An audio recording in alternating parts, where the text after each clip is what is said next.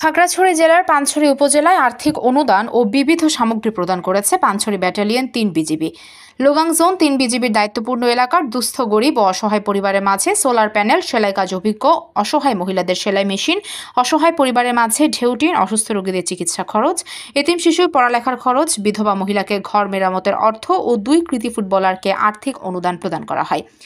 এ সময় 10টি পরিবারের মাঝে শুকনো খাবারও বিতরণ করা হয়। 31 আগস্ট শনিবার সকাল 10:30টায় লোগাং জোন সদর দপ্তরে এইসব সামগ্রী বিতরণ করেন পানছড়ি ব্যাটালিয়ন ৩ বিজিবি ও লোগাং জোনের zone commander lieutenant colonel Mohammad Mofizur Rahman Bhuiyan.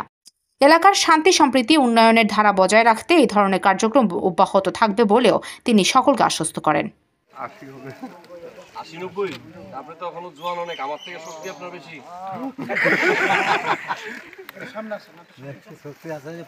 Khagrachari জেলার প্রতিনিধি শাহজাহান কবির সাজুর পাঠানো তথ্যচিত্রে PIB ৭১ টিভি।